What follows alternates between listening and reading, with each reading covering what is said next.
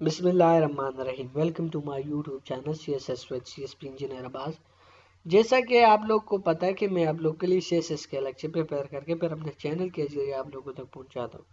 हमेशा कोशिश यही होती है कि जो टॉपिक सिलेबस का हिस्सा होता है, जो टॉपिक सिलेबस का पार्ट होता है, मैं उनको एक्सप्लेन करके फिर आप लोगों तक पहुँचाता हूँ। आज का जो लेक्चर है, दिस इज लेक्चर नंबर 18। सही है, ये क्रिमिनोलॉजी के लेक्चर नंबर 18 है, जिनको मैं भी रिकॉर्ड करने जा रहा हूँ। सही है, फिर कोशिश करूंगा कि इसको अपलोड करूँ और आप लोगों तक पहुँचाऊँ। सही है। सो आज का जो टॉपिक है वो सिलेबस का टॉपिक है। सही है, punitive and informative treatment of criminal.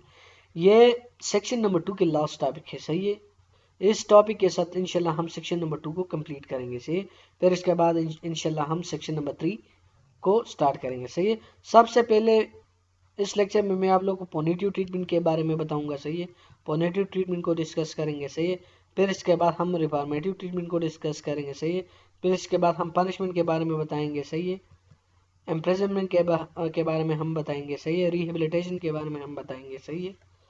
सो आते सबसे पहले पोनेटिव ट्रीटमेंट को स्टार्ट करते हैं, उनको डिस्कस करते हैं।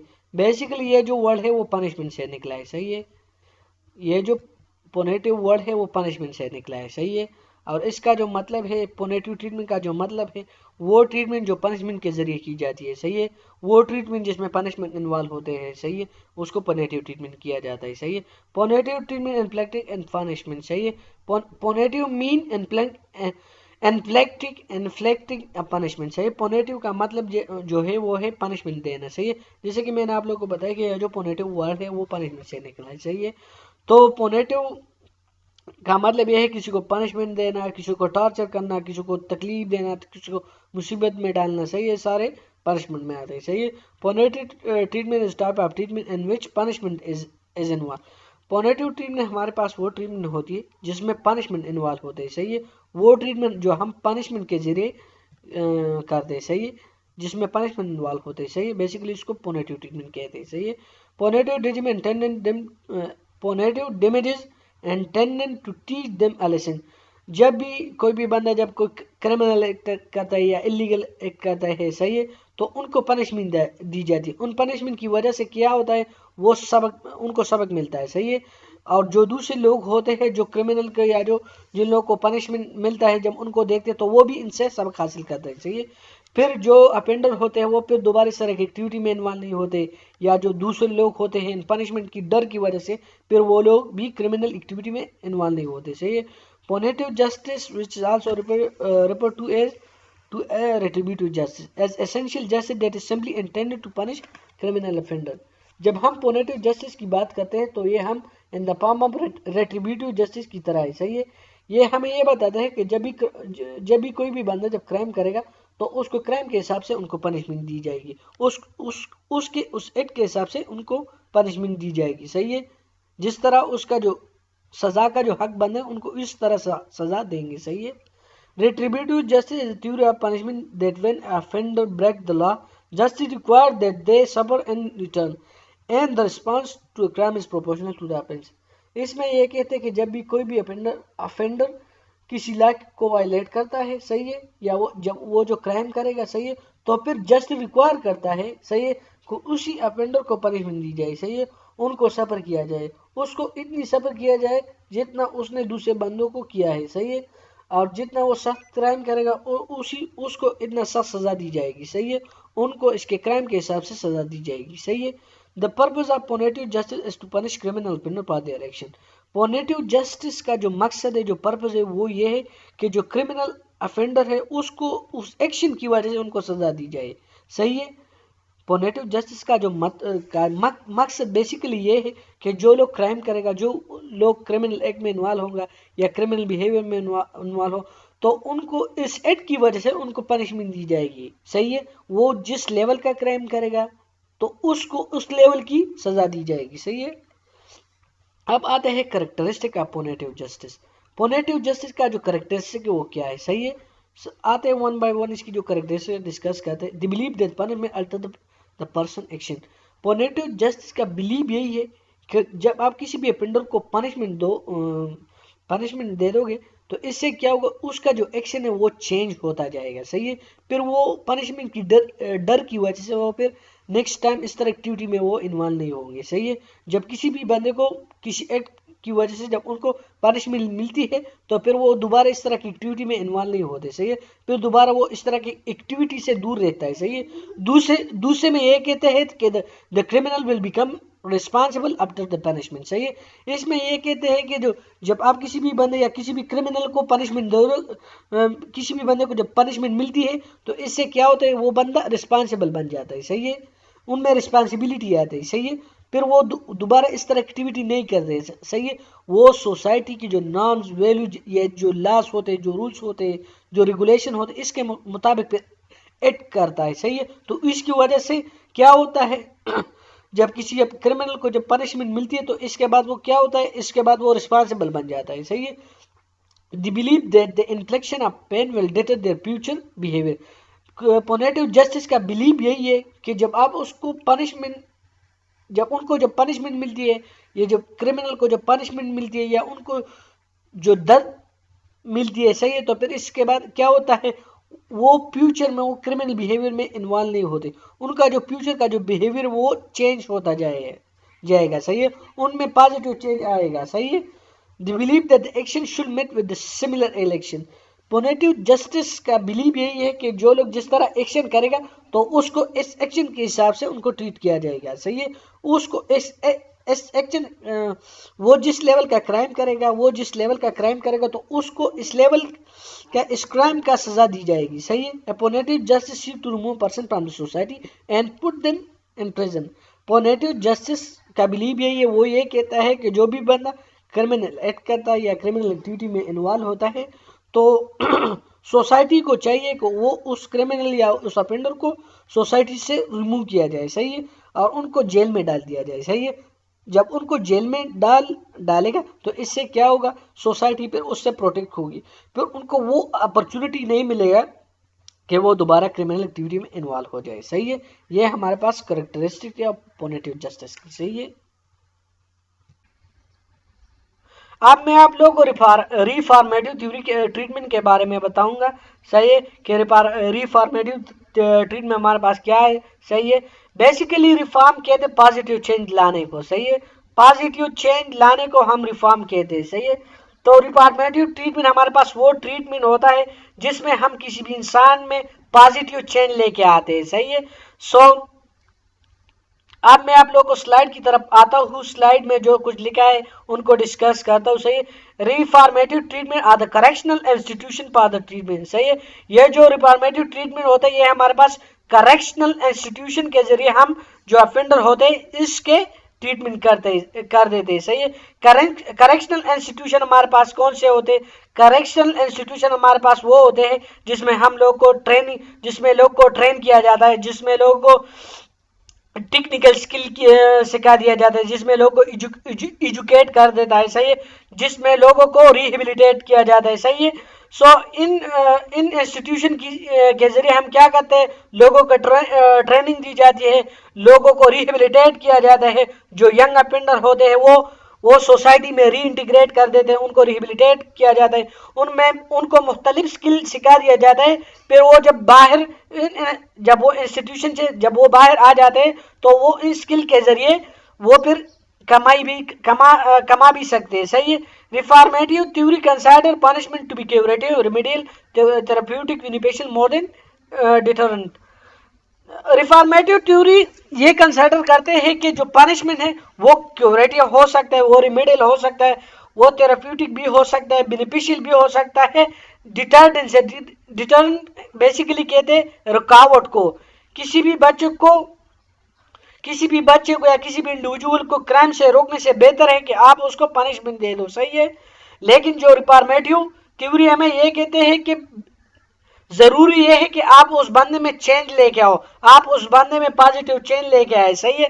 ताकि वो आइंदा फ्यूचर में इस तरह क्रिमिनल बिहेवियर में इन्वॉल्व ना हो। सही है।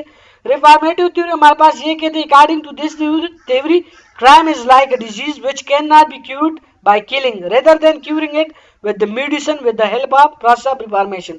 ये जो रिफॉर्मेटिव थ्योरी है वो हमें ये कहता है कि क्राइम एक डिजीज की तरह है। सही है। और आप किसी भी डिजीज को किलिंग के साथ आप उसको खत्म नहीं कर सकते, किलिंग के साथ आप उसकी इलाज नहीं कर सकते, आप उसकी इलाज मेडिसिन के जरिए करोगे, सही है। सो ये आप इसकी जो इलाज है वो मेडिसिन के जरिए करोगे, सही है। तो इसी तरह जो क्रिमिनल होते हैं या जो क्राइम होते हैं ये भी एक बीमारी की तरह होते हैं, सही है।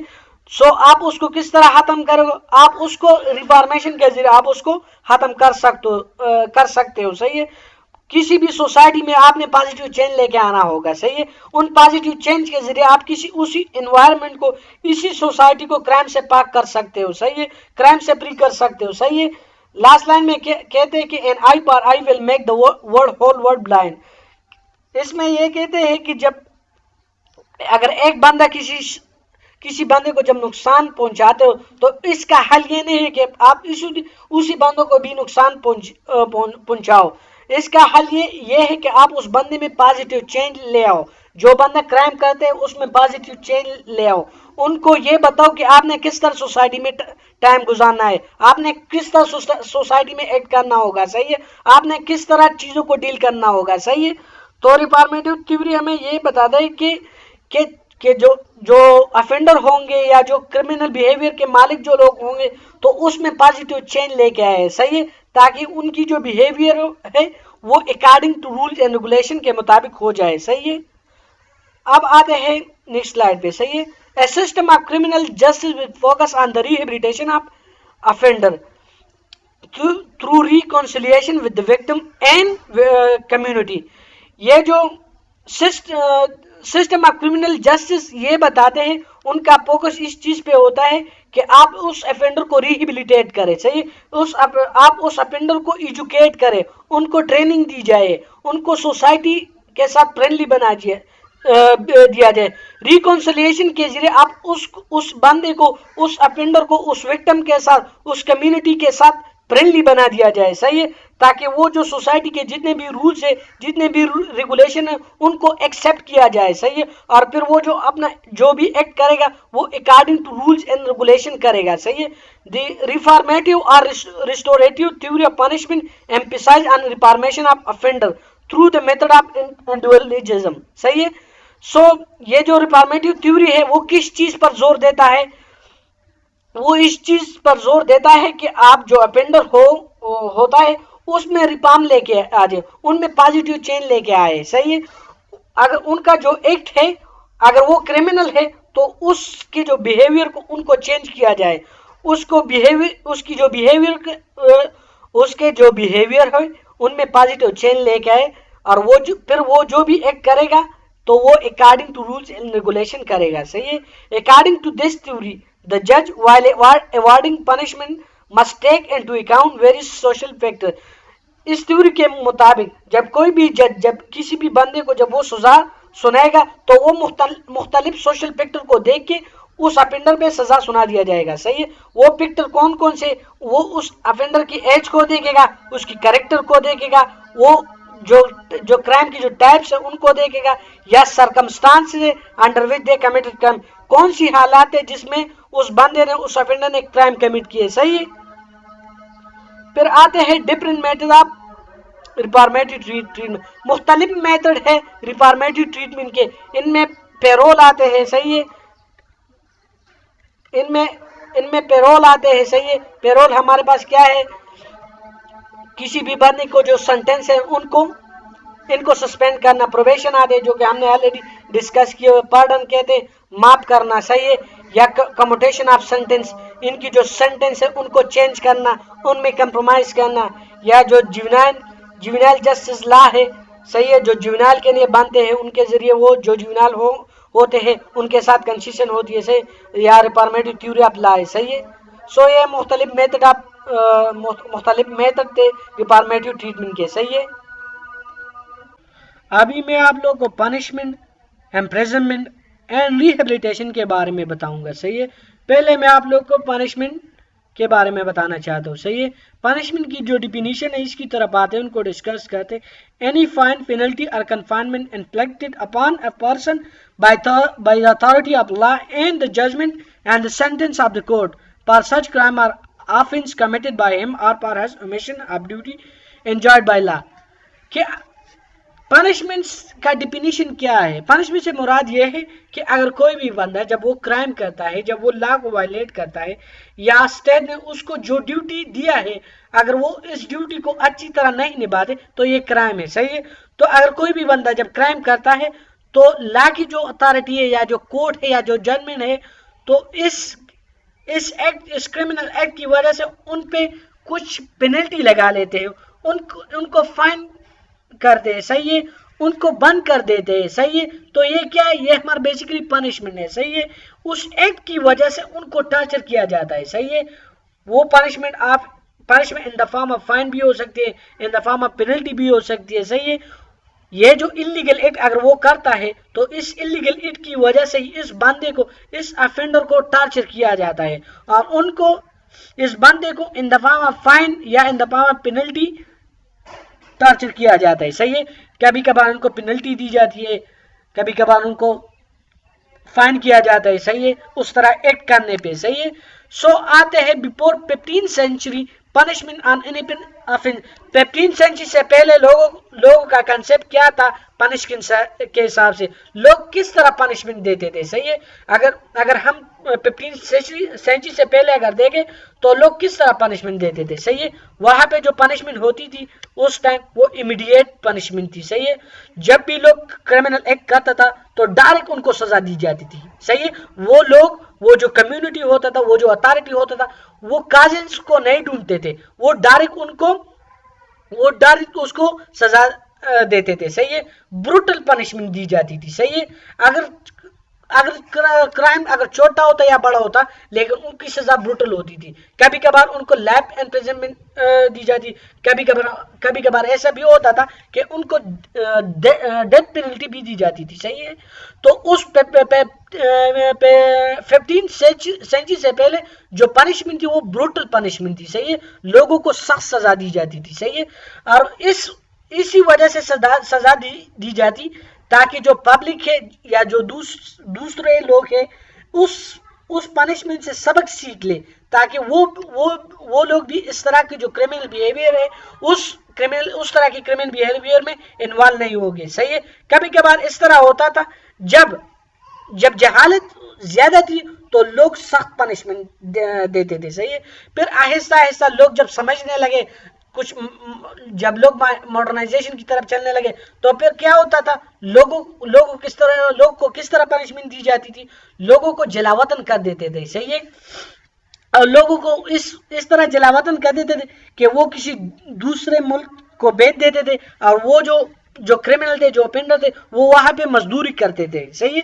लेकिन उसको इस मजदूरी की जो वहां पे वो जो मजदूरी करते थे तो उसको इतनी तनख्वाह नहीं मिलती जितना उसका हक बनता था। इनके जो बाकी जो हक था वो उस गवर्नमेंट को दी जाती थी, जिस गवर्नमेंट ने उसको एग्जाइल किया है, सही है, जिस गवर्नमेंट ने उसको दूसरे मुल्क भेजा है, सही है।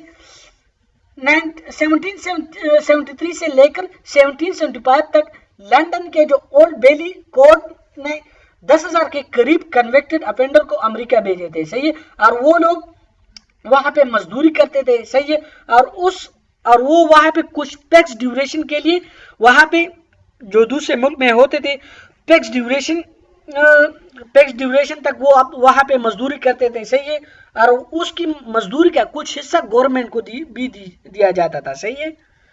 अब आते हैं कॉर्पोरल पनिशमेंट। ये हमारे पास फिजिकल पनिशमेंट है, सही है। Physical punishment tend to physical pain to person. ये हमारे पास वो पनिशमेंट है जिसमें फिजिकल पेन दिया जाता है किसी भी बंदे को, सही है, जिसमें लोगों को फिजिकली टॉर्चर किया जाता है, सही है। जब फिजिकली पनिशमेंट जब छोटों बच्चों को दी जाती तो वो ज्यादातर होम और स्कूल में छोटों बच्चों को फिजिकल पनिशमेंट दी जाती है, सही है। जब एडल्ट को फिजिकल पनिशमेंट दी जाती है तो वो कभी कभी प्रिजन में या जो गुलाम होते हैं तो वहां पे उनको दी जाती है, सही है। फिजिकल पनिशमेंट में प्लॉगिंग आते हैं, ब्रेंडिंग आते हैं। प्लॉगिंग बेसिकली कहते हैं कोड़े से बंदे को मारने को कहते हैं, सही है। अभी मैं आप लोगों को गोला पनिशमेंट के बारे में बताऊंगा, सही है, कि पनिशमेंट के गोल क्या क्या है, सही है। पनिशमेंट के गोल क्या हो सकते हैं, सही है। ये हम लोग का अफेंडर को पनिशमेंट क्यों देते हैं, सही, इनके मकसद क्या है, ये सारे जो मैंने लिखे ये पनिशमेंट के गोल है। इंशाल्लाह मैं इनको 1 बाय 1 डिस्कस करूँगा। इसमें सबसे जो पहला जो आता है वो डेटरेंस। बेसिकली डेटरेंस का मतलब क्या है? डेटरेंस का मतलब ये है कि किसी भी बंदे का जो एक्शन है उनको डिस्करेज करना, सही है। किसी भी बंदे का जो नेगेटिव बिहेवियर है उनको मिनिमाइज करना, उनको कम करना, सही है। सो किसी भी बंदे का जो एक्शन है उनको डिस्करेज करना through creating fear of its consequences, सही है।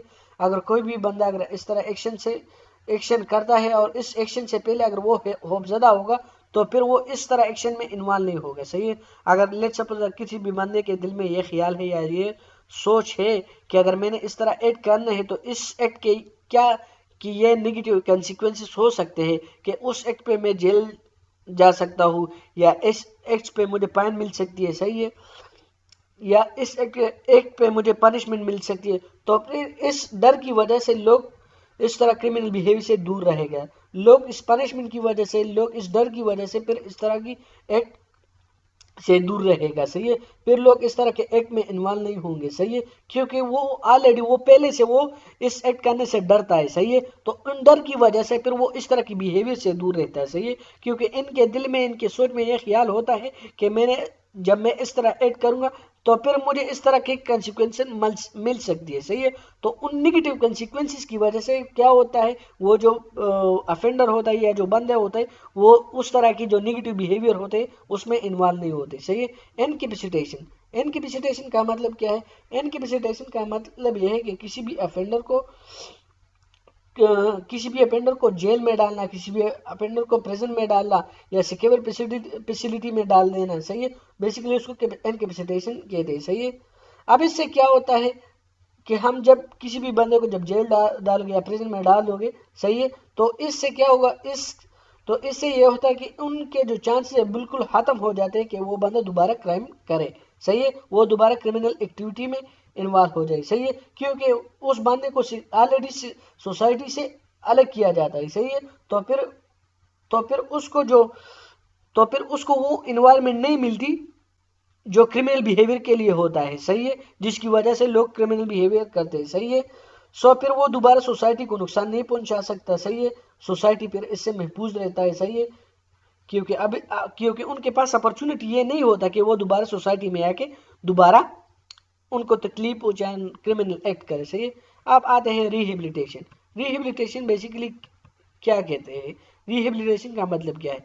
बेसिकली रिहेबिलिटेशन में हम ये कहते हैं कि जो बंदे होते हैं उनको हम ट्रीटमेंट देते हैं। जो क्रिमिनल अफेंडर होते हैं या जो क्रिमिनल बिहेवियर के लोग होते हैं उनको ट्रीटमेंट दिया जाता है, उनको री एजुकेट किया जाता है, सही है, उनको कंसिक्वेंसेस बताते हैं कि उनकी ब्रेन वॉशिंग करते हैं, सही है, उनको मुख्तलिफ प्रोग्राम में इन्वॉल्व करते हैं, सही है। तो इससे क्या होता है, उससे उनकी जो बिहेवियर है उनमें पॉजिटिव चेंज लेके आते हैं, सही है। वो फिर क्रिमिनल बिहेवियर की तरफ नहीं जाते, उनकी जो बिहेवियर है उनमें रिफॉर्म आते हैं, सही है। तो फिर वो अच्छे जो बिहेवियर है वो उसकी तरफ चलता है, नेगेटिव बिहेवियर से वो फिर दूर रहता है, सही है। अब आते हैं डाइवर्जन। बेसिकली डाइवर्जन हमारे पास है क्या, अभी इसके बारे में बताएंगे, सही है। इसमें ये कहते हैं कुछ ऐसे ऑफेंडर होते हैं जो माइनर क्राइम करते हैं, सही है, जो कि लोग माइनर क्राइम की वजह से लोग प्रेजेंट में बंद किया जाता है, सही है। या कुछ ऐसे ऑफेंडर होते हैं जो कि फर्स्ट टाइम क्राइम करके जेल में बंद किया जाता है, सही है।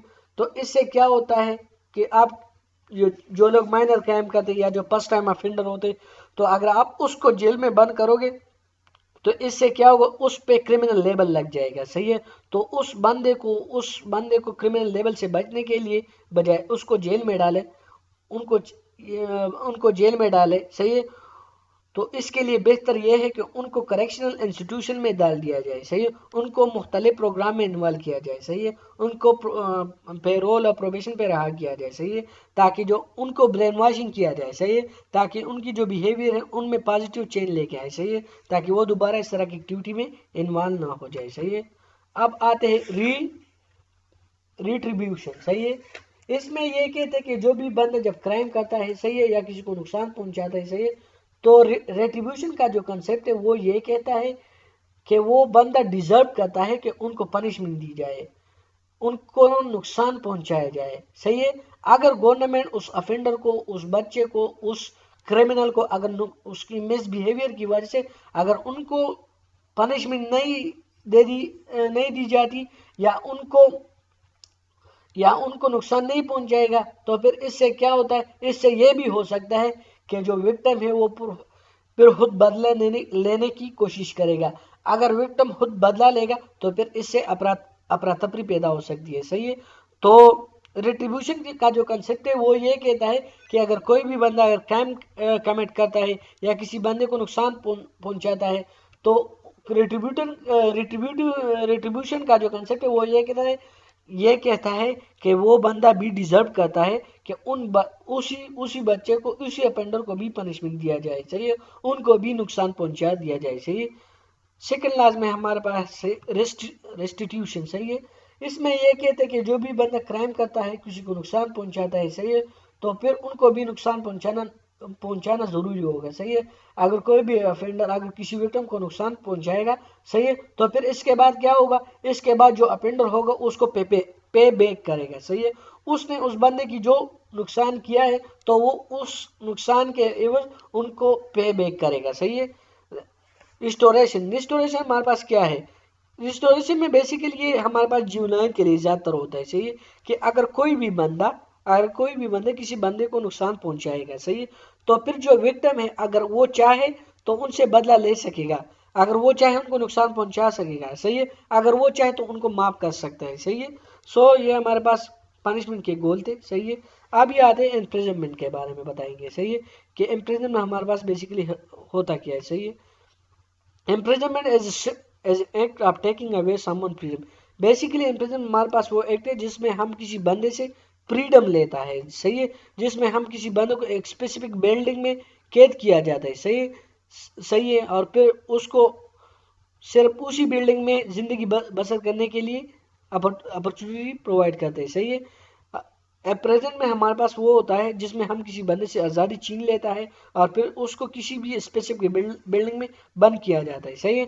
Imprisonment also used as punishment. और ये जो किसी बंदे को बंद करना, स्पेसिफिक बिल्डिंग में बंद करना, ये हम एक सजा के तौर पर हम उसे यूज करते हैं। सही है।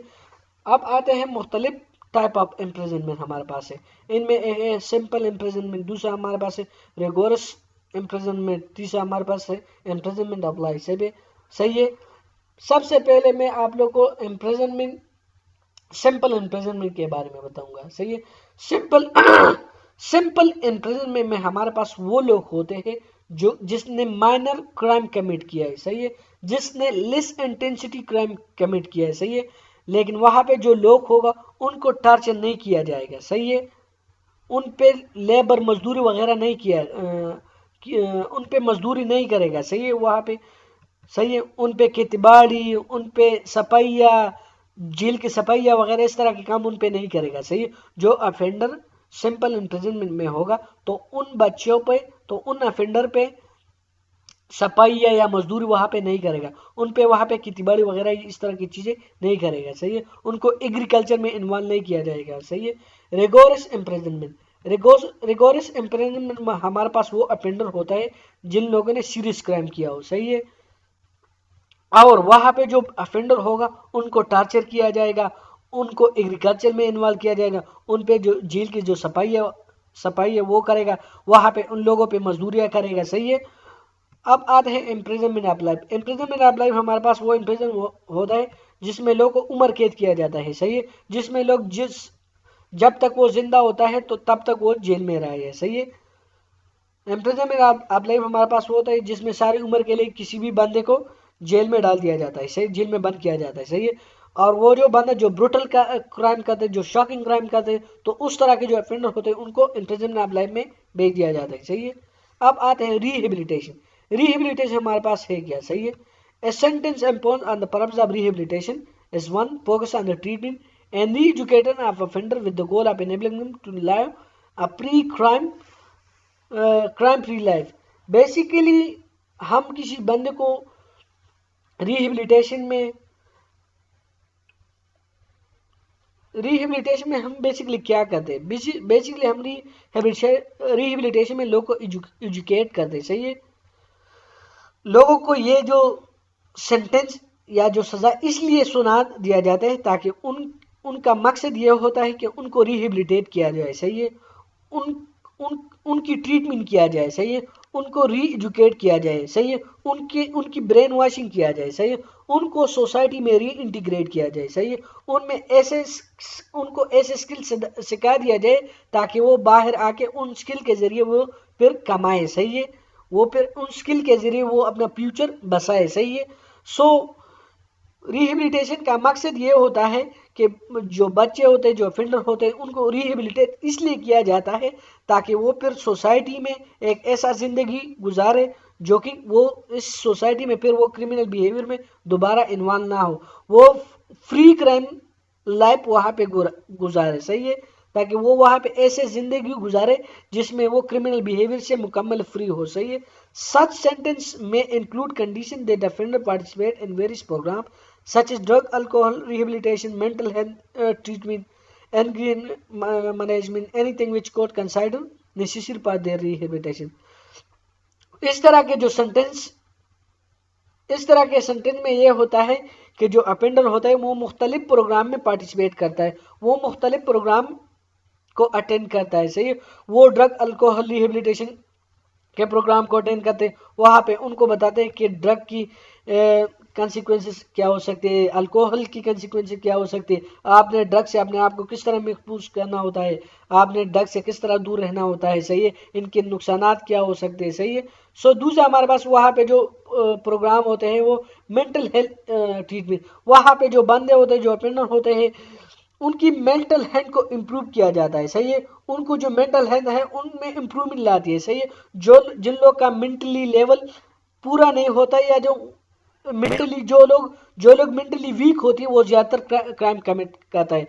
तो इस तरह तो वहाँ पे जो लोग रिहेबिलिटेशन की जो सेंटेंस पे होता है तो वहाँ पे उनके लिए ऐसे प्रोग्राम अरेंज किया जाता है जिसमें उसकी जो मेंटल हेल्थ है उनको इम्प्रूव किया जाए, उनको ऐसे ट्रीटमेंट दिया जाए ताकि वो फिर आइंदा फ्यूचर में वो फिर इस तरह के क्राइम से दूर रहे, सही है। एंग्री मैनेजमेंट, उसी वहाँ पे उन लोगों को वो भी बताते कि आपने गुस्सा को कैसे बर्दाश्त करना होता है, क्योंकि ज़्यादातर लोग वायलेंट लोग होते हैं वो ज़्यादातर क्राइम करते हैं, सही है, तो उनको ये भी बताते कि आपने गुस्सा किस तरह काबू करना है, काबू करना है, इनके नुकसानात क्या हो सकते हैं जिसकी वजह से वो बंदा फिर दोबारा गुस्सा से दूर रहता है, जो भी बंदा गुस्सा से दूर रहेगा तो फिर वो दोबारा क्रिमिनल बिहेवियर में इन्वॉल्व नहीं होगा, सही है। और कोर्ट उनको वो जो चीज़ उनकी रिहेबिलिटेशन के लिए ज़रूरी है तो कोड वो उनको बताते हैं और वो वहाँ पे वो लोग एक्सरसाइज करते हैं, सही है। तो ये हमारे पास लेक्चर नंबर 18 था और जो मुकम्मल हो गया, सही है।